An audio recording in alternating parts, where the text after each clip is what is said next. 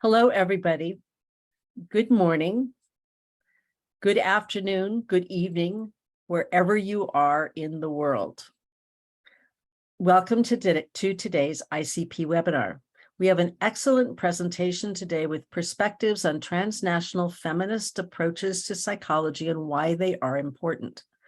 I am Mary Bullock. I'm a board member of the International Council of Psychologists. Our speakers today are Natalie Porter and Tugce Kurtiss, and our moderators are Erinn Cameron and Vera Luckgei, both student representatives to the ICP Board of Directors. But before we get started, I want to say a couple of things for those of you. Oh, sorry. Here is the lineup of our talk today. Before we get started, I want to say a couple of things about the International Council of Psychologists. For those of you who do not know, the International Council of Psychologists, or ICP, the host for today's webinar, is an organization of mostly psychologists with a focus on exploring psychology and human rights, dignity, and justice. In addition to hosting a number of interest groups on health, decolonization, on Latin American psychology, and on wellness from a cross-cultural perspective, ICP hosts an annual meeting. This year's is December 9th through 11th on Zoom, and the theme is Human Rights, Dignity, and Justice, Strategies for Sustainability. You can find out more by going to the ICP website, which is posted on this slide, or by clicking on the QR code. ICP membership is open to all. And for those of you who are not yet members, be sure to note there is a special Discover ICP membership initiative. You can join now for 2022 with no membership fee. So before we begin today's webinar, there are just a couple of housekeeping things to say.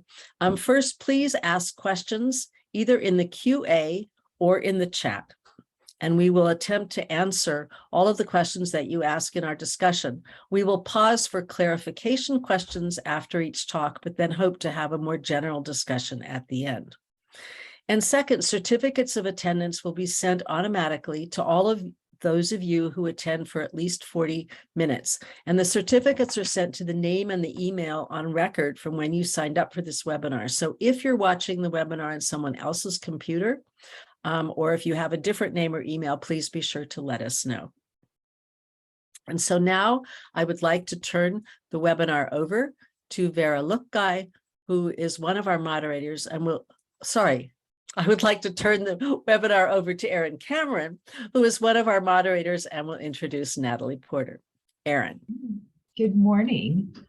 I'm very honored to introduce Natalie Porter this morning. Natalie has been a mentor of mine since I joined ICP as a student several years ago. And Natalie is currently Professor Emerita at the California School of Professional Psychology at Alliant University. She has been a lifelong feminist psychologist and activist, and we like to refer to that as a scholar activist. Her scholarship is mainly focused on clinical supervision, leadership, and ethics from feminist and anti-racist standpoints. She's a former president of ours here at ICP, and she's also a former president of Division 55 of the American Psychological Association, which is the division on the psychology of women. She's won many awards. Some of the most outstanding ones, of course, the APA CWP Award for Distinguished Leadership and the Distinguished Elder Award from the National Multicultural Conference and Summit, and the Society of Clinical Psychology Stanley Sue Award for Distinguished Contributions to Diversity. So we're very excited to have Natalie here today to share with us on these topics.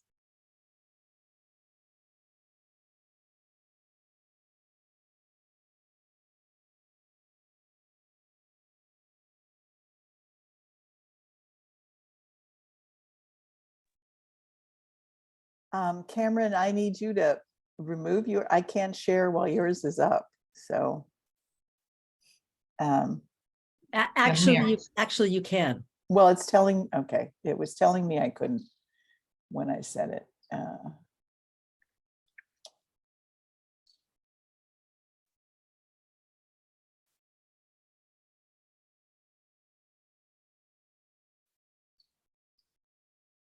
Can you see my screen?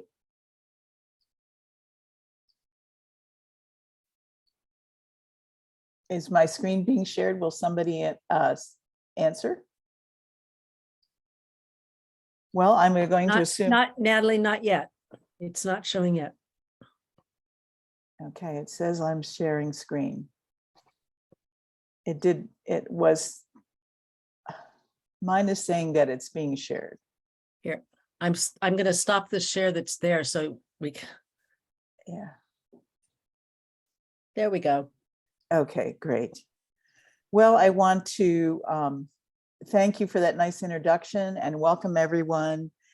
And I'm going to quickly go through a relatively fast version of what transnational feminist psychology is, because our second speaker, Tugce, is somebody who's done quite a bit of work in this area, and I want to make sure that we have enough time for both. So I wanted to start with a story that maybe many of you already know this, but I only learned this in the last year, that tea is not native to India. Now, since we buy much of our tea from India, I had assumed it was an original Indian crop, but in fact, it was brought there by the UK during the 1800s. So it's not even that old of a crop in India, and it was stolen from China, who had been drinking it for centuries. And it was brought there because it was part of a fight in the Opium Wars, that they stole tea to basically leverage tea against opium in the Opium Wars with China.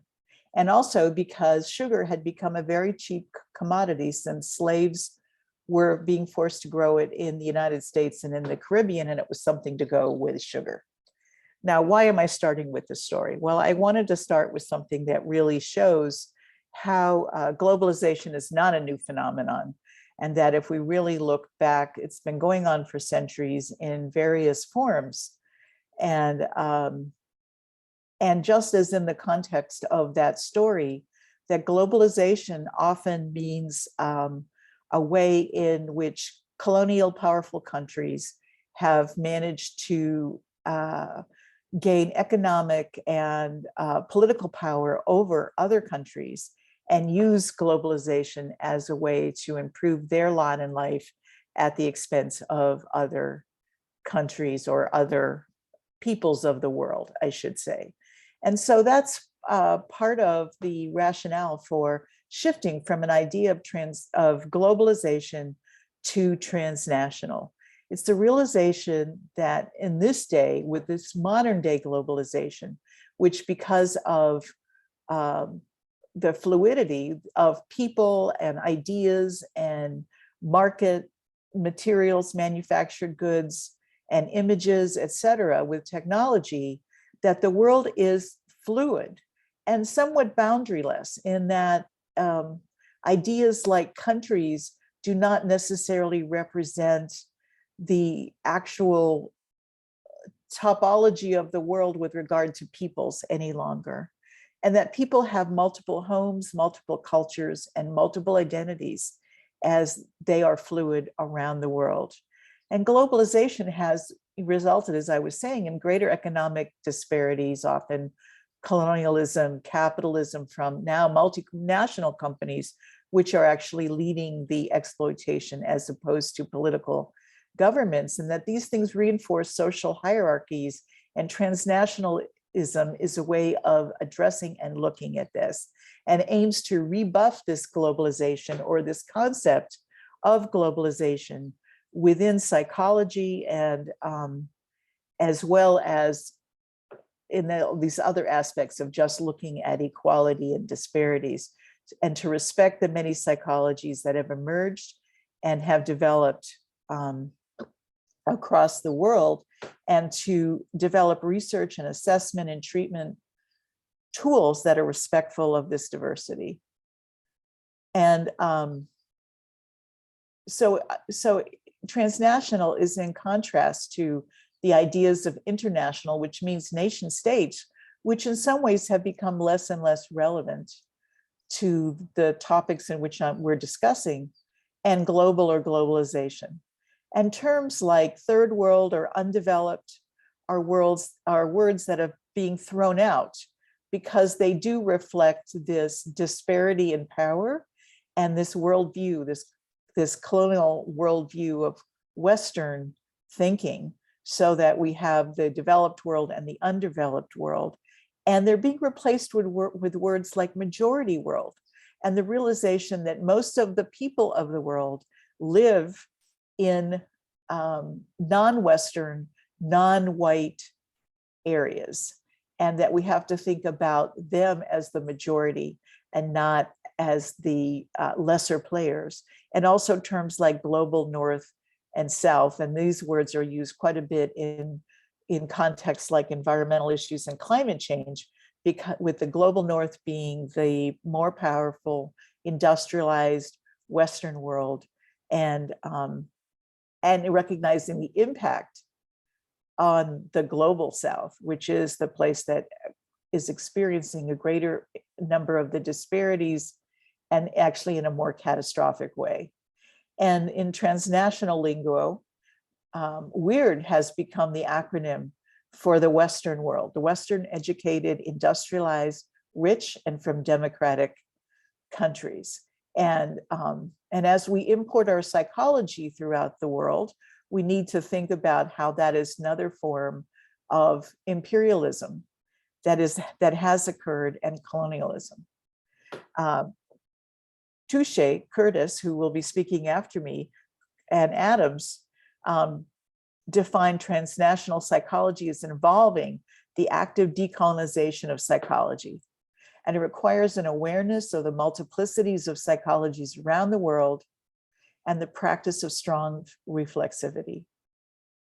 Now, for those of you who are feminist therapists, you understand that reflexivity has always been an important aspect of psychology for feminists. And for those of you who aren't feminist therapists, reflexivity is something that you often also practice, which is the understanding of one's social location, the social construction of knowledge, how our values, our views, and our biases impact the way in which we view the world, the ways in which we treat the world, and the way in which we interact with research participants, understanding the research that we're doing with clients, et cetera. And Kurtiss and Adams have urged that we really need a very strong reflexivity. As we take on a transnational approach, then we're really thinking deeply about all the ways that our biases are embedded in us that promote a continued colonial view toward the rest of the world and toward the world majority. And that we need to, in terms of understanding communities around the world, that we need to return to a more grassroots perspective and research methodologies that, in a sense, as unlike globalization, which might tend to universalize and treat everything as if they're the same, or international perspectives, that we need to understand that we need to maybe return to the local to understand what's going on at a much more local perspective. And foundations of transnational psychology and also of feminist transnational feminist psychology are the works of Bronfenbrenner and the idea of ecological society, or psychology rather, where we have to go beyond the individual to the family, to the community. And at this point, we need to look at the intersections of many, many contexts and social factors and interactions and multiple identities. People can have multiple homes, and they can have multiple identities within the context of those multiple homes. And that critical thinking and critical analyses, decolonization theories, and intersectionality are key aspects of transnational psychology and transnational feminist psychology. So a definition that I thought was very useful in terms of talking about transnational feminist psychology is that it's the study of the fluid and ever-changing unequal relationships between women, the power and economic and other disparities of women, and the ways in which women are seeking to organize and resist. And what I would say is that this is a change from the way that we've thought about feminist psychology in the past. And that even though we have talked about intersectionality and looking and understanding women in their various contexts, that often when gender has been the organizing root of feminism, that it has produced a kind of feminism that is talking about how sisterhood is powerful, sisterhood is beautiful. And that has often implied that the issues that women face worldwide are similar to one another, and that it's been kind of a kumbaya idea of how we approach feminism.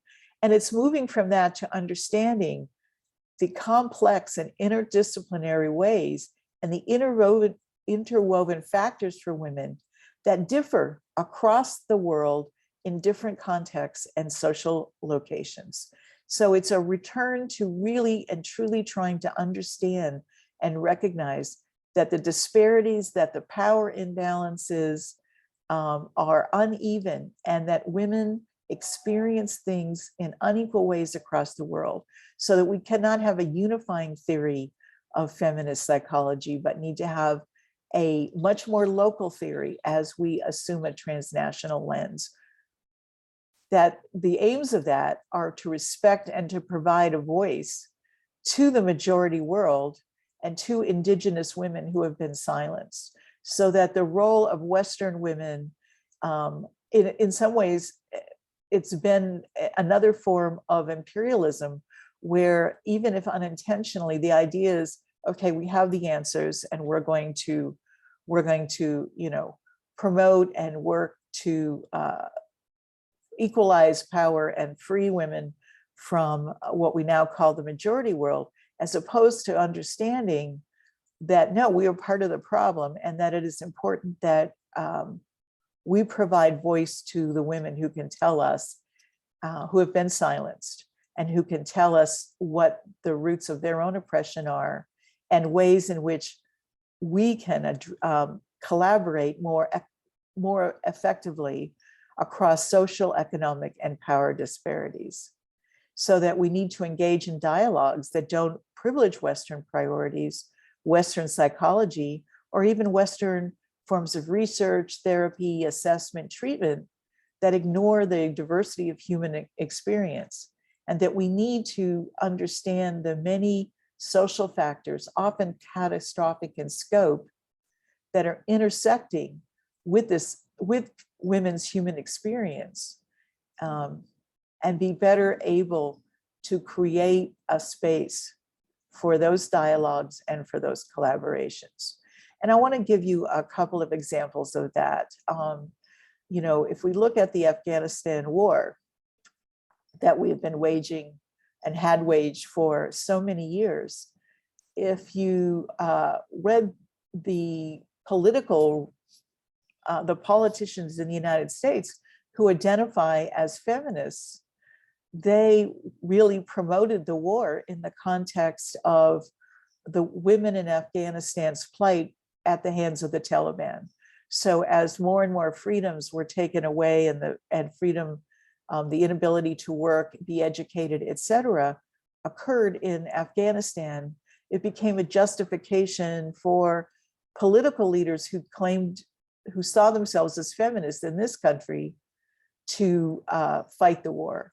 However, the feminists of Afghanistan, that was never their perspective, and they did not feel, and there's been a lot of writing that has emerged and voices that have emerged from Afghanistan about how that was absolutely not the way to go about addressing the women's plight in Afghanistan.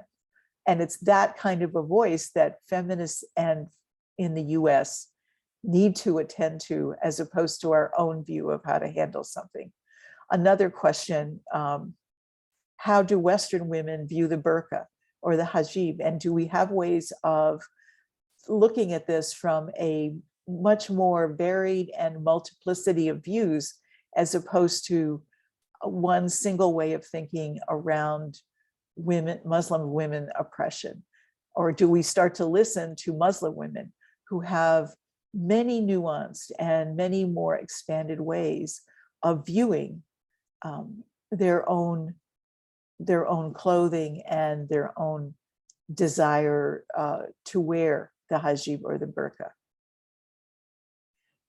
Empowerment, which has been a very important concept in feminist therapy, is that a universal goal, or is that one that stems from our feminism and US feminism? Empowerment is something embedded in almost all of my writing. And I talk frequently about how we empower women with regard to treatment, with regard to research, etc.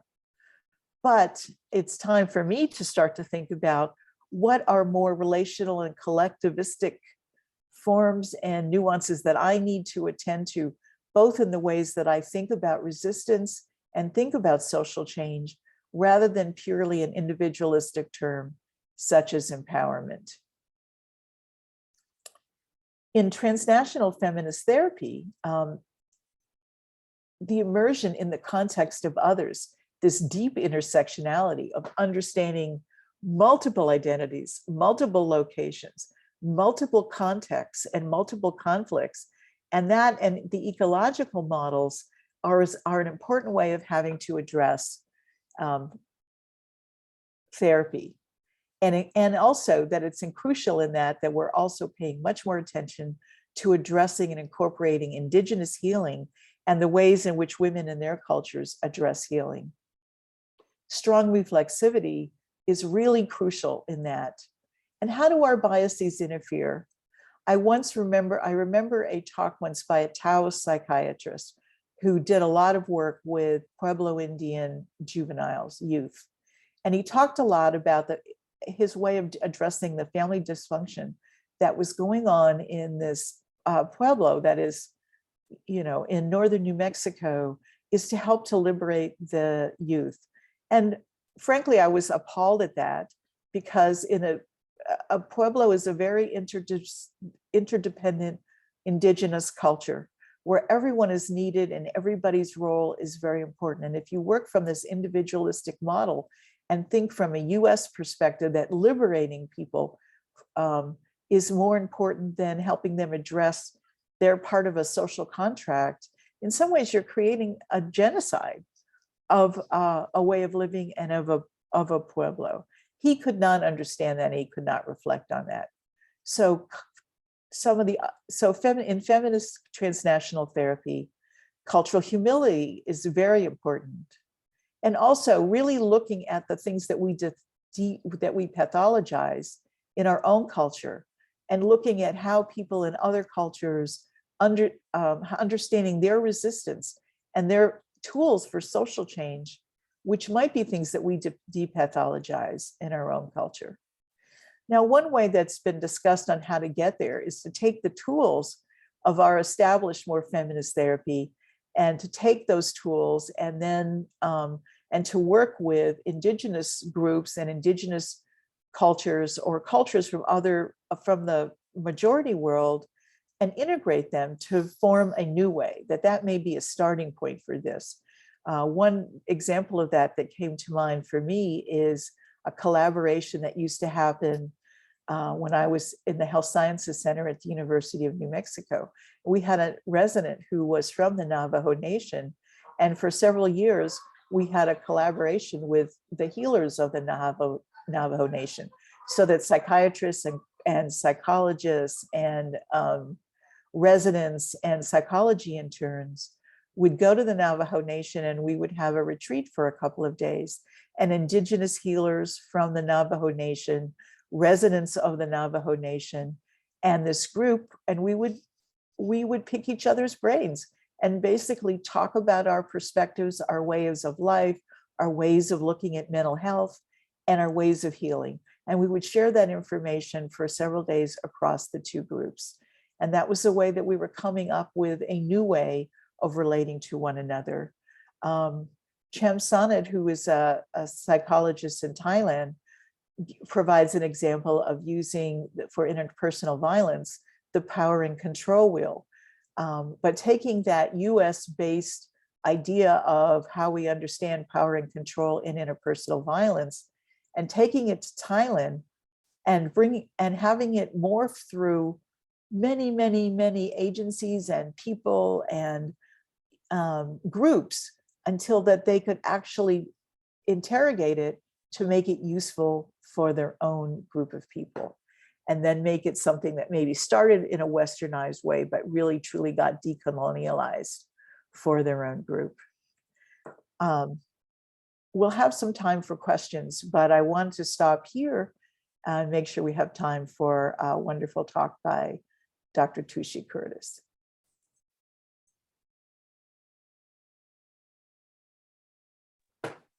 Thank you very much, Natalie, for this very interesting talk. Now, I think we do not have direct questions, but so I would suggest I will introduce Tugce Kurtiss now, and afterwards we'll have a discussion. So it is now my pleasure to introduce our next speaker, Dr. Tugce Kurtiss. Tugce Kurtiss is an associate faculty in the Critical Psychology and Human Services Master's Program at Prescott College. She completed her PhD in social psychology and a graduate certificate in African Studies at the University of Kansas, drawing upon perspectives in cultural, feminist, and critical psychologies and interdisciplinary, right now this, sorry, and interdisciplinary perspectives. In decolonial studies and transnational feminisms, her research focuses on sociocultural constructions of subjectivity and rationality, which she examines through the joint processes of voice and silence at the interpersonal and collective level. Her main objective is to use psychological theory, pedagogy, and practice as resources for decolonizing knowledge production and articulating models that promote global social justice. She is co-author of the paper Decolonizing Liberation Toward a Transnational Feminist Psychology and Navigating Criticisms of Intersectional Approaches, Reclaiming Intersectionality for Global Social Justice and Well-Being, which was published in 2020. So, Dr. Kurtiss, I'm very glad you are with us today. And the screen is now yours. Thank you very much for the introduction. And thank you, Natalie, also for your talk and raising many important points. It's my honor and pleasure to be here. Thank you for organizing this webinar. I'm going to start sharing now.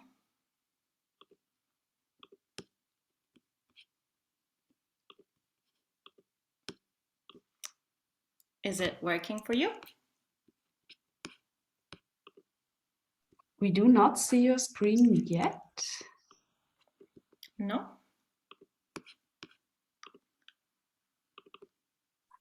And now? Now we see it, yes. You still have, perfect.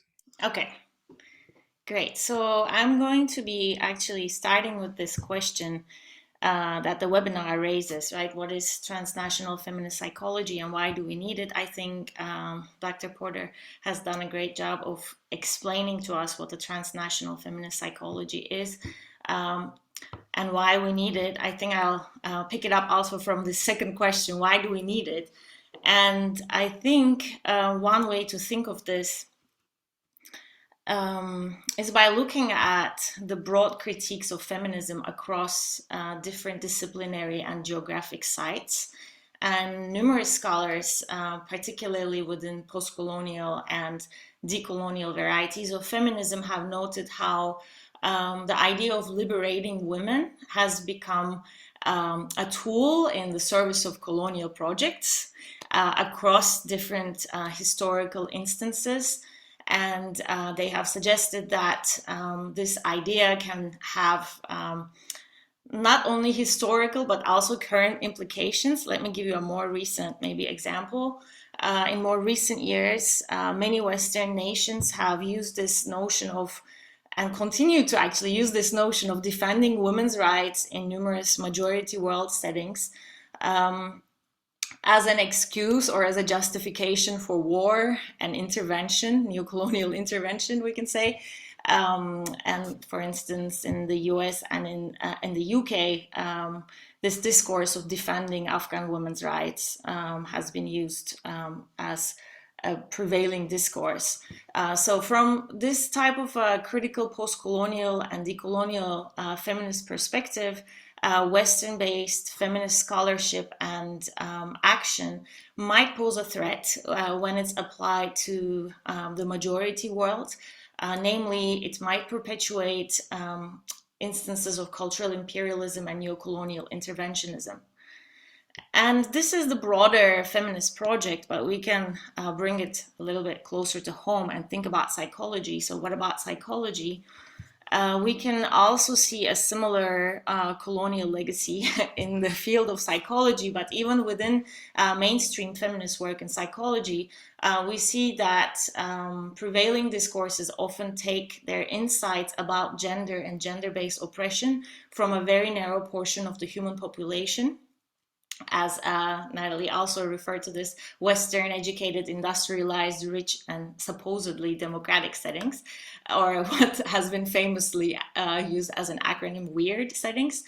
And a lot of this theory and research in mainstream psychology takes these ideas and considers them as universal standards and applies them in a prescriptive manner for understanding universal gendered oppression across many settings. So the key questions that I really have with this sort of an approach is really to think about how we can practice feminism in ways that contribute to efforts towards women's liberation and social justice in a global context.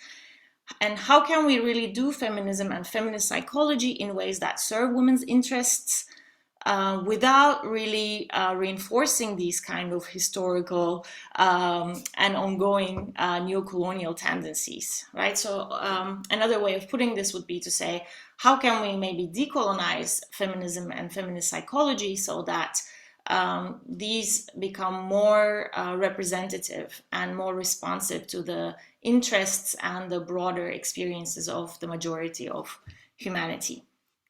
So in thinking about these questions, I have drawn upon perspectives of transnational feminisms and also cultural psychology as tools to decolonize feminist psychology and to articulate one vision for a transnational feminist psychology. So I will say a little bit about those now.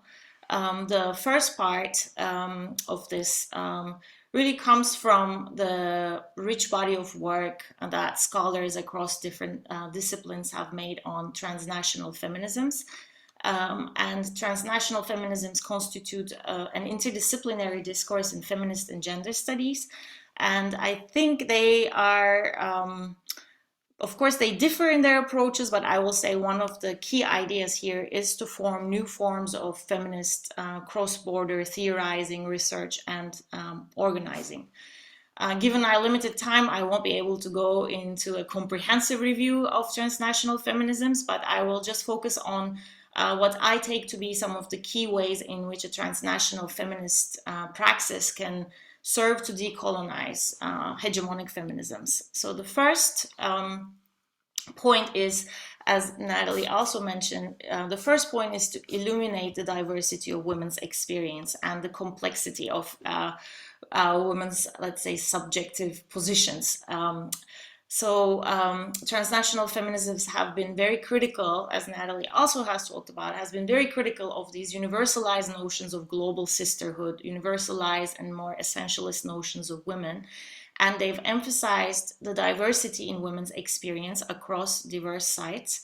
But beyond merely recognizing differences, I think transnational feminisms further alert us to the ways in which these differences and existing power asymmetries are historically linked, and they're interconnected via these historical legacies of imperialism and current practices of globalization that tend to reproduce some of those neocolonial power dynamics.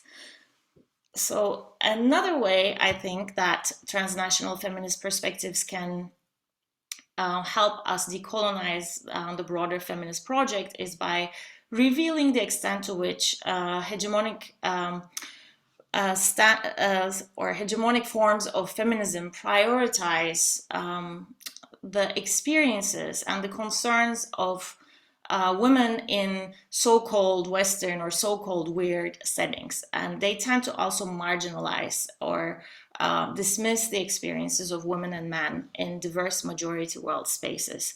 So the implication here is that these hegemonic discourses, these very pervasive dominant discourses within feminism and within psychology, rest on foundations of cultural and racial privilege, and therefore may function, although inadvertently, as a model to perhaps liberate certain people to better participate in an unjust world. So I will just say it in a provocative way, and we can discuss this later.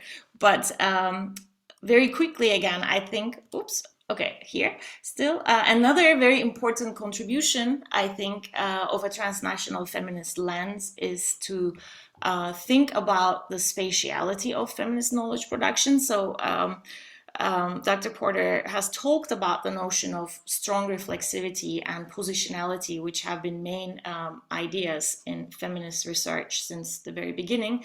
And I think this transnational feminist notion of spatiality expands the idea of positionality or reflexivity and really makes us think about the knower's particular locations in hierarchies of space, let's say. And it makes us think about geographical sites and historically how these sites are positioned. So beyond the researcher's own social roles, we're also thinking about the broader geographic locations. And I think the clearest expression of this idea involves transnational feminist critiques of the construction of Euro-American academia as the privileged site of knowledge production. So in contrast, transnational feminist perspectives suggest that we draw insights from majority world spaces, in particular majority world women's alternative experiences of struggle and resistance. And this type of learning and listening to the voices of marginalized peoples can provide us new ways to rethink gender and gender-based oppression and empowerment and all of our other feminist goals. So in addition to a transnational feminist lens, I've also been drawing upon the decolonial strategies of a cultural psychology. And again, I won't have too much time to go in depth here, but let me just say very briefly that I think a cultural psychology analysis provides an antidote to universalizing discourses of psychology in general. And the two decolonizing strategies, I think, are very much aligned with the transnational feminist project. So I'm just going to very quickly talk about those strategies. The first idea within cultural psychology, or this decolonizing approach to cultural psychology, is to normalize patterns of experience, for instance, within various majority world settings that mainstream psychological research might treat as somewhat deviant or even suboptimal. So we try to understand experience in its local context and try to see how these local patterns might actually provide viable paths to human welfare. So we're normalizing, we're treating them as normal rather than thinking of them as some sort of pathology, some sort of deviation.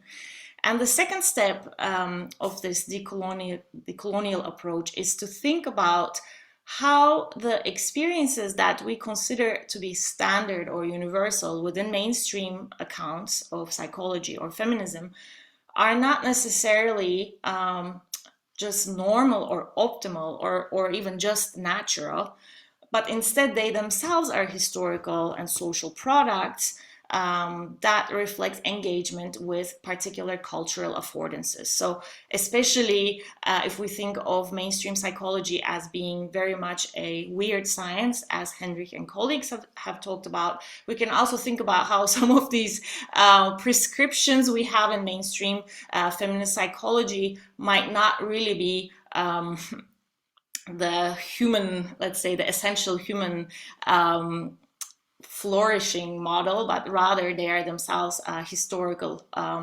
adjustments and affordances. So, okay, in the interest of time, let me just quickly synthesize these ideas. So, thinking about transnational feminisms on one hand and cultural psychology in particular from this decolonial lens on the other hand have prompted me to try to synthesize these ideas and try to bring them closer to psychology. So I was at the time in the cultural psychology program, also in African studies, and I was reading a lot of the transnational feminist discourse within gender studies, but this discourse didn't really exist within psychology at the time. So I was trying to synthesize these ideas and make the Transnational Feminist Project more psychological. So this was my attempt of putting it all together. I think a transnational feminist psychology is a synthesis of these different decolonial tools that can examine psychological experience at the intersection of gender and culture, but also in the broader context of social, historical, political, local, and global dynamics. And I think this perspective is transnational, not because we are trying to transcend national borders or because we are doing multinational, multicultural comparisons, but instead because we are trying to extend theory and research and practice beyond these typical samples and typical sites of knowledge production, and we are trying to, I think, make psychological science more broadly representative and more broadly informed by experience in the majority of humanity. It's also a feminist perspective, I think, not only because of this focus on women's experience, but because it takes as its central recognition that there is gendered power asymmetry, and its goal is explicitly towards gender justice across different sites. And finally, I think this is a psychological perspective. This is not, sometimes I would get the critique, so where is psychology in this? You're talking about feminism, but how is this psychological? I think the phenomena that we're talking about, such as self-agency, well-being, empowerment, these are all women's issues that feminist studies tackle, but I think, of course, as a psychologist, these are all psychological phenomena, and I think a transnational feminist psychology studies these phenomena through the lens of psychological theory and research and practice. Okay, so let me check how I'm doing with time. Very quickly, I'm going to maybe give an example to illustrate these ideas with a very really brief example from some of the research I've done looking at silence in personal relationship. And I conducted this research among women in Turkish settings and later in the US settings, but I will only focus for now on the women in Turkish settings part of the study. And the initial inspiration for this work comes from feminist psychologist Dana Jack's work. And the self-silencing theory proposes that women experience an oppressive loss of self when they enact patriarchal norms that require silence and burdens of care, and they sacrifice their own desires and aspirations in the service of others. And from this perspective, an emphasis on silence and care is primarily a gendered phenomenon that disproportionately threatens women's well-being.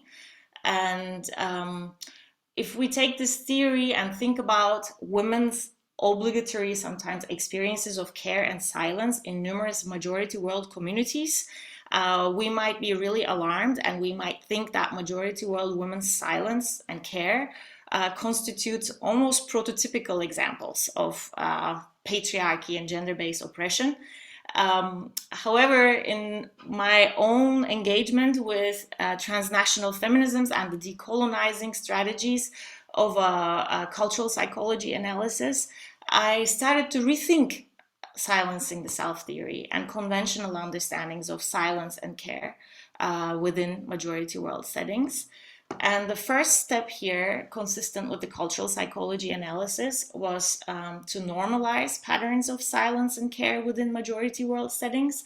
So rather than thinking of silence and care as a self-evident symptom of universal gender oppression, my research suggests that silence and care are not necessarily antithetical to women's authentic personal desires, and they may not even necessarily constitute a threat to women's well-being. In fact, the findings suggested that silence and care might even be expressive of women's or Turkish women's authentic personal desires, and they might even promote well-being. And in the second step of the decolonizing analysis, my findings also make us rethink about the expression-related or voice-oriented relationality, which feminist accounts take as standard or as liberatory. So my findings once again alerted me to the fact that perhaps an emphasis on voice and expression-oriented relationality might be promotive of well-being and agency within worlds of abstracted independence, as psychologists Marcus and Kitayama have famously called. And these worlds are these relational tendencies of expression and voice might be producing individual well-being within such worlds. However, there might be risks when we take these patterns, these particular patterns, and elevate them to the status of a normative universal standard and impose them more broadly across different settings. So just to summarize quickly some of these ideas, I think the key idea of a transnational feminist psychology approach is to really draw on the voices and the experiences of the marginalized majority of humanity, and to take their position in these marginalized settings as a resource to rethink our conventional scientific and feminist accounts. And I think this approach and this expansion of our theoretical gaze, our research, can help us illuminate concepts that are more conducive broadly to human liberation across different sites. And I think another idea here is that, as Dr. Porter has also mentioned, another idea here is to go beyond what some scholars have critiqued as domestic intersectionality, meaning that intersectionality has been focusing narrowly on experience in the United States, and we can expand the notion of intersectionality again beyond the US and think more broadly about decolonial intersectionality and think about how the modern global order and its associated ways of being are the products of these historical and ongoing racial colonial histories. So I think a transnational feminist psychology also allows us to confront the privileging of weird spaces, both in academia but also in general discourse, and I think it can allow us to more adequately serve the interests of the majority of humanity. And to conclude, I think transnational feminist psychology calls for a more inclusive, self-reflexive, more, I will say, historically conscious, and briefly a more human, more inclusive, and even humane psychology that more adequately reflects and responds to our complex global realities. And I will stop there for questions. Thank you very much for your attention, and I look forward to your feedback. Thank you, Tugce and Natalie. We are now going to change the format. We have lots of wonderful colleagues here who are who have published in this area and who would like to be part of the conversation. So Mary is going to change the format so we can bring them into the conversation, and that'll take us to about a minute. And then you should be able to see everyone on the screen in just a minute. And then the chat function seems to be disabled, but once we change the format, you should be able to raise your electronic hand if you have a question or would like to participate in the conversation. The way that we're doing this is I am promoting each participant to panelists, so you have to accept that promotion, please. So please, if you're here, accept the electronic message that Mary is sending you so that we can all be in the same space like a regular Zoom meeting so we can have a conversation. And in the meantime, because I know we have some time commitments, I wanted to ask you, Natalie, about something you said. You talked about these are more relational collectivist forms of women's empowerment. And I'm wondering if both of you can speak a little bit more to, you both mentioned that.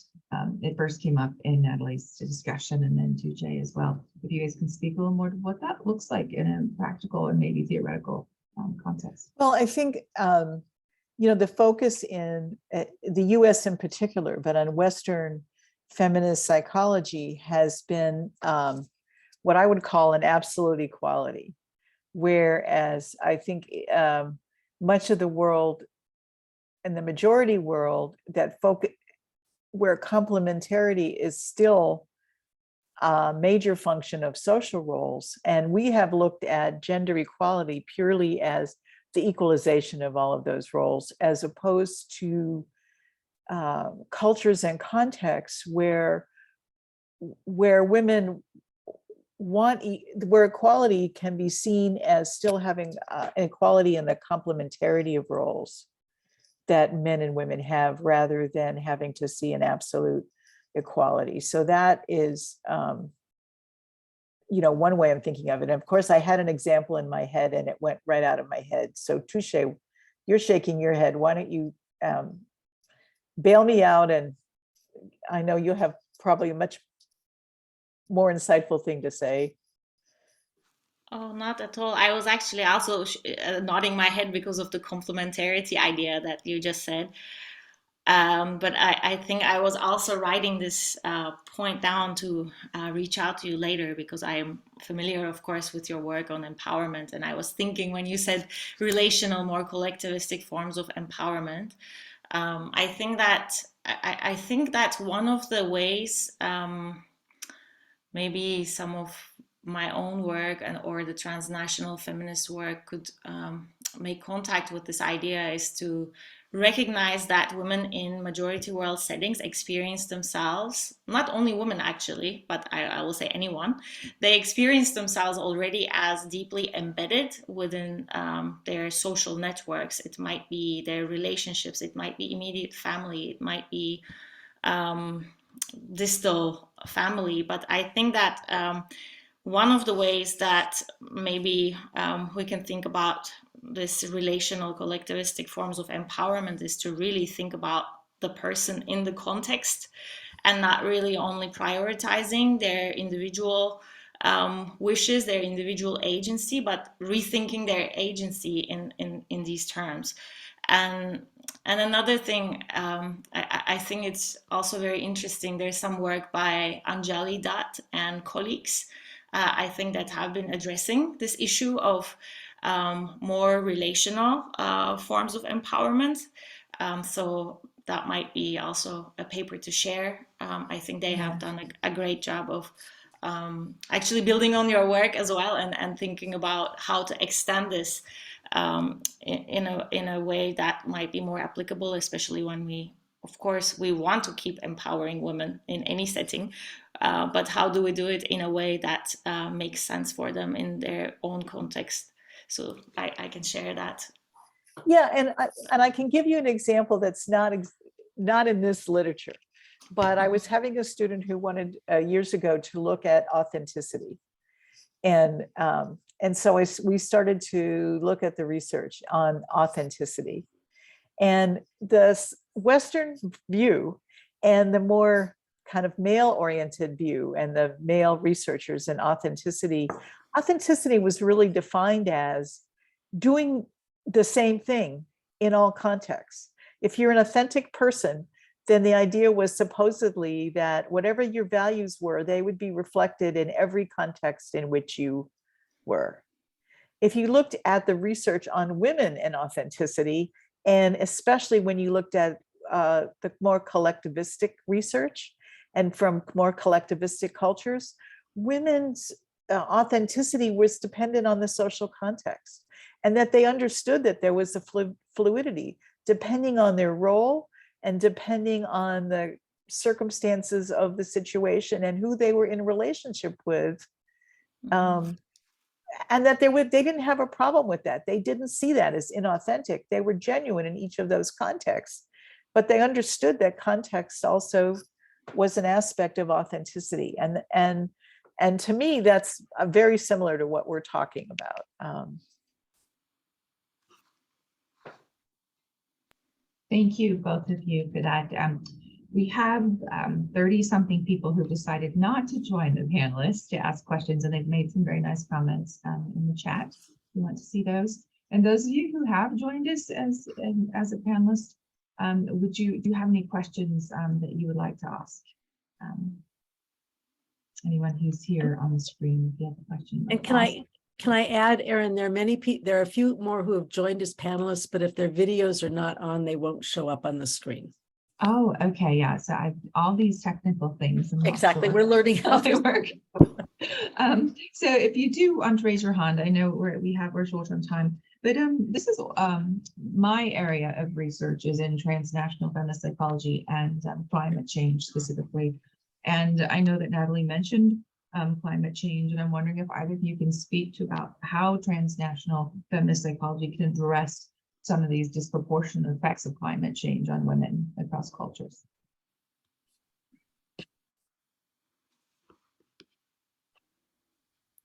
Either of you?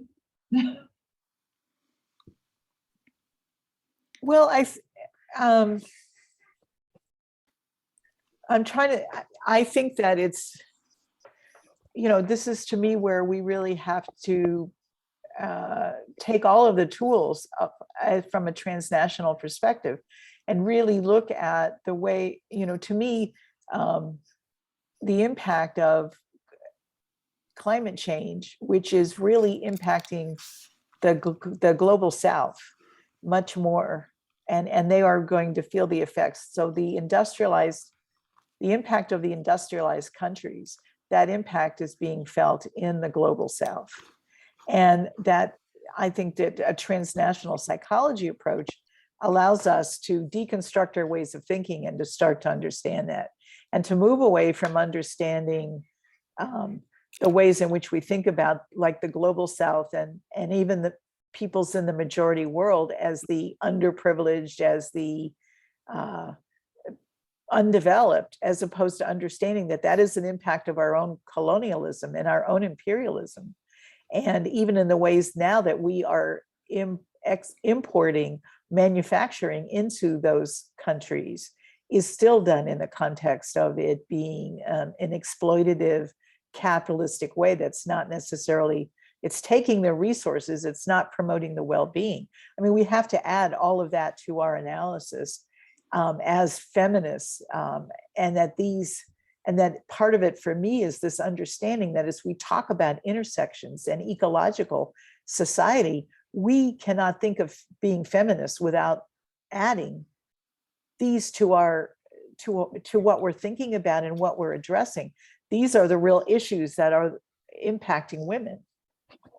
And unless we add those or really prioritize these kinds of issues that majority women have to live with every day, and are the causes for the diaspora and migration, et cetera, we're not acting in a truly feminist way, in my opinion. It has to expand beyond gender into these other ways. Thank you, Natalie. I see that Lucy and Maria and Elaine have their hands up. So Lucy, would you like to ask a question first? And then we'll go to Maria and Elaine. Yes. Hello, everyone. It seems they're only ladies, so I'll say good evening, ladies from Nairobi, Kenya. Hello. There's a gentleman somewhere. I'm sorry, but I can't see you. So I just wanted to just highlight the question that I had put in the chat box. I was just raising my hand to bring attention to that. But basically what I was asking is how we might bring the standardization of, for example, transnational psychology, both here in the global South as it is in the global North. Because as someone who is in this practice and has been extremely proximate with people and engaged from the one-on-ones to the groups, to the families, to the policies, to the laws, to issues of safety and security and food and nutrition. I became convinced a long time ago that the answer just doesn't lie in psychotherapy and or pharmaceutical drugs, but it may lie in things as simple as warmth and safety, food and water, an outdoor experience, the drumming, shaving hair, grooming, those sort of things. And so it seems to be the kind of thing that, we are now coming back to. But because of the training that has been there, it's very difficult to get people who are even highly qualified to open up themselves to the idea that what, for example, is happening in this presentation is important, it is valid, it is good, and it is for the betterment of the people that will be influenced and touched by it. So for me, that's the question I have. How do we get in tandem with that? Because even in terms of training, the training is still from the old world that we are now revised, for example. So I hope my question is clear. Thank you. Thank you. I think it's a wonderful question, and it brings me back to something that with time limitations, I didn't really have a lot ability to talk about. And if you think of even in a feminist therapy context and in a feminist psychology context, the idea that the person is political and that the idea that change is not individual change, but must widen out from that to include social change, and that feminist therapists are not only, I mean, in helping in the therapy context, in that say, let's say, but even in a broader context, the point is to help people understand how they got where they are, and then help them have the tools to be able to intercede in that, and intercede on a cultural and political level, not just on an individual level.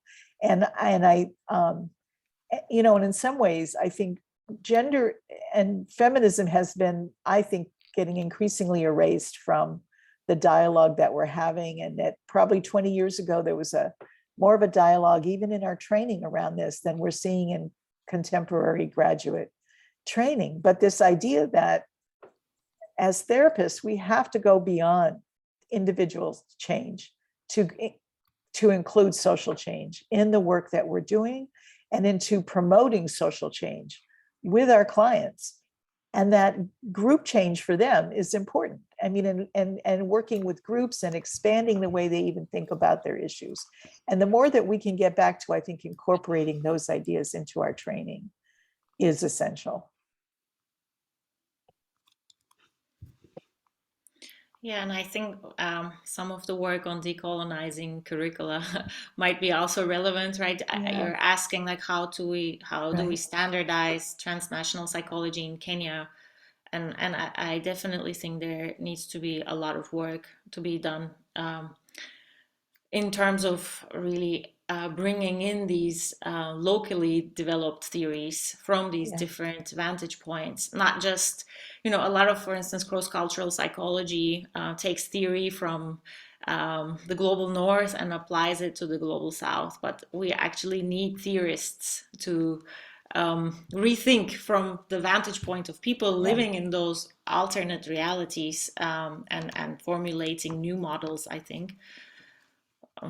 So I think that might be one way that in different settings we need to just do more of local theorizing, more research, and then of course working across borders to bring this into the curriculum of all our programs across different disciplines. Thank you. I see 2 more hands up and 1 question in the chat box. We have time maximum to like 15 hours after the full hour, wherever you are. So the next hand I see is Elaine Congress. Maybe you want to get a question. You still need to unmute yourself, please. Yeah, okay, right. Okay, hi, I guess I'm unmuted. Hi.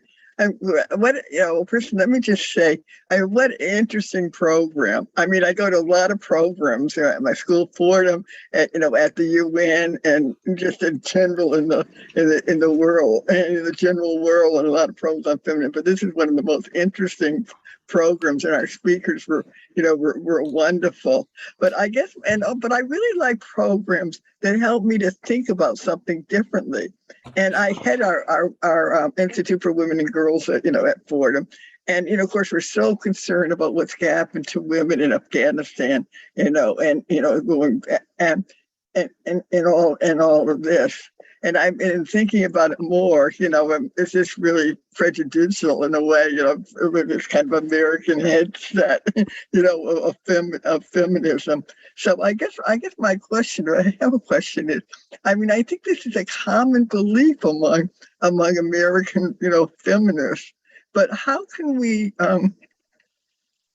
help, women in the United States, who are in the global north in general, I mean, think differently, or somehow kind of understand more about really what the experience of a woman in Afghanistan is, or how she defines wearing this burqa, or especially in the heat there.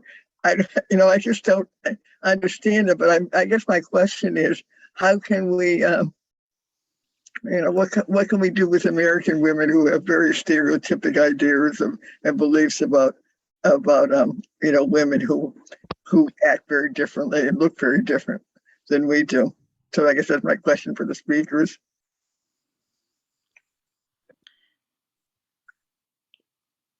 Tugce, why don't you go? Okay, I think first on everything.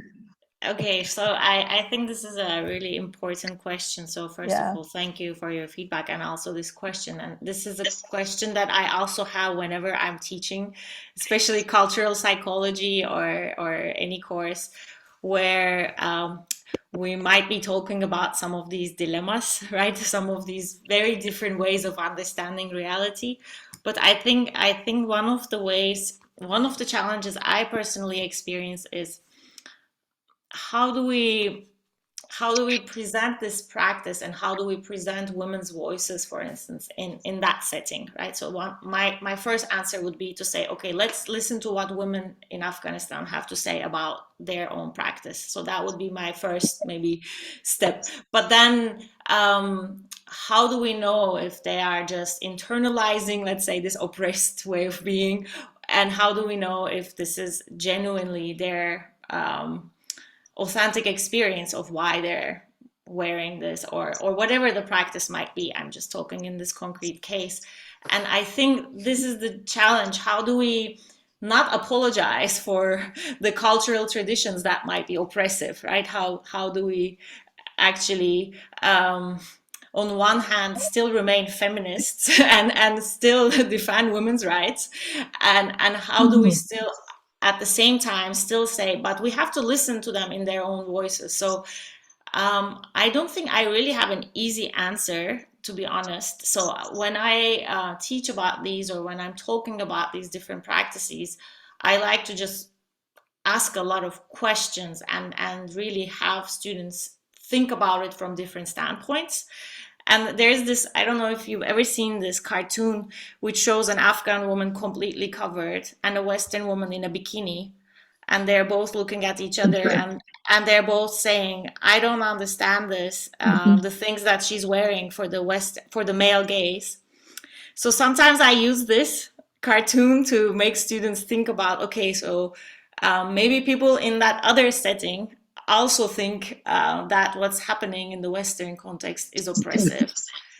So it's, I think the best maybe answer I can give, and I'll leave some time for, of course, Natalie to respond, but is to really engage in greater dialogue and to rethink some of the assumptions of what we think is empowered or what we think is agentic or free, and then like to really complicate the conversation and to think from different vantage points without really offering an example of what is necessarily oppressive. Yeah. Yeah, that's a great example. And I think, you know, I think the way that you're talking about it is a very important way. It's in the sense it's trying to bring these voices so that people can hear the voices of the people who are impacted, as opposed to just our own perspectives about it. But I was also trying to get it on a political level too, because, you know, it strikes me in France with the burqas. So here's France, who's banned them from educational things, but also from public arenas. Like if women who are wearing burqas cannot go swimming, okay, so they've banned them from these public areas, where what effectively does is isolate these women. It promotes, you know, even if, so it's also looking at, okay, are the solutions that we've come up with equally as oppressive or even more oppressive than what we're claiming that we're fixing? So I think about these women in France who in a burqa would have gone into the water, who are now by the French government not allowed to do that. That doesn't mean they're going to take off their burqas. It just means that one more avenue of exchange for them and relational experiences, and actually probably some ability to even have interactions with French bathers, you know, to expand their promotion of being able to be part of a different world, are all now they're isolated from all of those. So I also think it's about thinking, is the cure worse than the disease? It is a crude way of saying it, but. Thank you, Natalie. Thank you, Tugce. Unfortunately, we have to come to an end to this very interesting panel. Thank you again for your talks. We cannot answer all the questions, but I feel like there's such an inspiring discussion ongoing. We should somehow try to organize a similar thing in the future to keep this going. Yeah, again, thank everybody for being here. Thanks to Mary and the International Council of Psychologists for making this possible. Thanks to our speakers and to all the attendees, and have a nice evening, morning, midday, wherever you are, and hope to see you soon. Asante. Thank you Bye. very much. Bye. Bye.